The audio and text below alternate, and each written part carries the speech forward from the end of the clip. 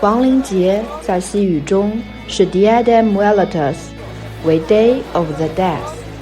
但是在帕斯夸罗，它有一个更特别的名字 Night of Soul， 因为这里的原住民相信，在11月1日的夜晚到2日的日出之前，他们所有逝去的挚爱的家人、爱人都会在这个时候回来，与他们相聚。我们现在在墨西哥的帕斯夸罗，是一座保存非常完好的殖民地小城。帕斯夸罗位于墨西哥的米却肯州，是整个墨西哥最传统的一个州，也就是说这里的原住民是最多的。在这里我们可以看到最传统的就是当地人去过亡灵节的一个方式。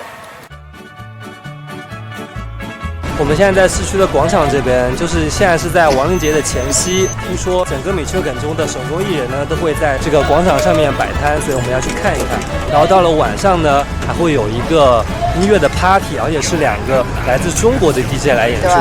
所以我们非常好奇，也觉得非常惊讶，竟然会在这个山沟沟的小村里面遇到中国的音乐人，对，就觉得很神奇。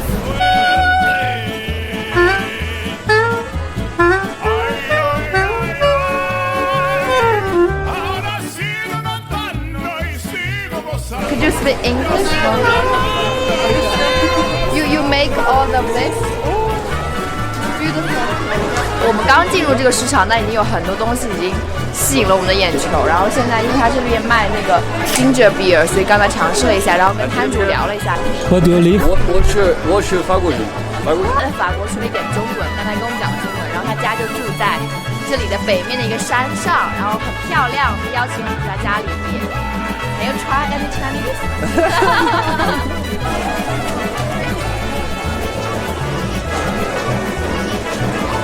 我觉得这个人真的就是很像传统印象中的墨西哥人，就戴个非常大、非常酷的帽子，然后呢抽着烟，然后留着很多胡子，然后这边这个酒呢是 tequila， 就是他们最爱喝的东西来。我觉得好喜欢这些啊，因为没有一个是一样的。我觉得这些完全都可以放在一个展览里，因为它们的颜色，然后内容完全超出想象。就如果你要去看仔细的看，可以看很久很久，特别有意思。当我们沉浸在节日氛围中的时候，远方却传来一阵不和谐的声音。刚刚看到这边有很多人围观，我们就跑过来，结果不知道是啥，然后看到有个人倒在血泊里，然后好像有很多警察在这边，我们也不知道是变魔术还是真的就是有人出事情了。Mismas que inician su recorrido una vez que se tenga para poder regresar y hacer una atención de los pacientes graves. 刚刚跟那个当地人聊了一下，原来这只是一个相当于是事故演示，并不是真的事情。当然我真的有点担心，因为听说这边之前发生过一些恐怖分子然后枪击的事件，所以导致这个城市呢这10年来的游客下滑非常严重。所以说我刚刚还以为也是这边的一些坏人犯事儿，结果其实不是，还好没事就好。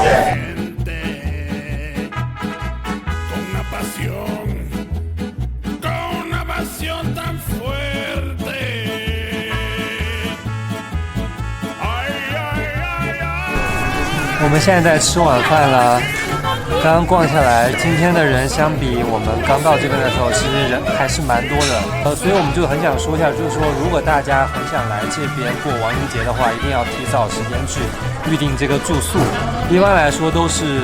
会提早1到2个月去预定，这样比较好。我们已经到了，就是今晚这个电音 party 的海报，上面就是今晚要演出2位中国 DJ。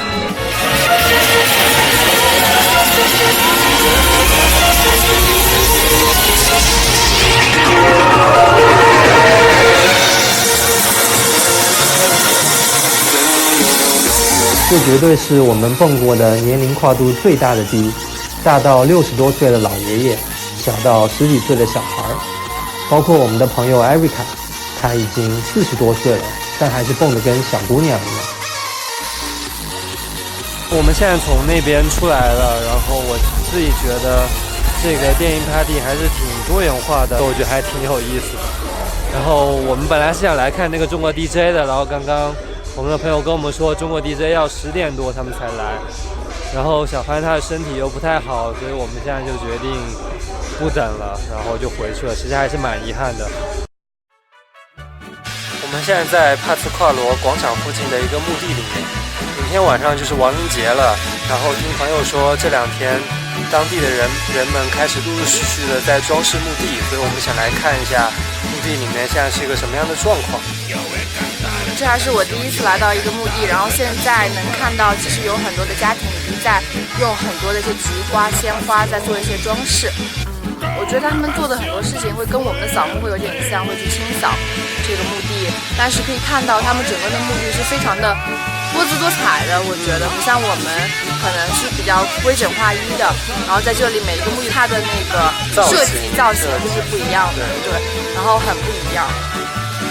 离开墓地走向广场，发现整个小镇大变样，到处都是橘黄色的万寿菊，还碰上当地的中学生在设计祭台，这应该是他们的传统活动了。我们现在又来到了大广场，然后今天的广场跟前几天真的就是完全不一样，来了个大变。漂亮！你们可以看到我们后面的这个装饰，原来它只有一个基罗加的雕塑，但是现在完全不一样了。对，现在整个广场基本上都铺满了菊花做的各种装饰、各种造型，特别好看。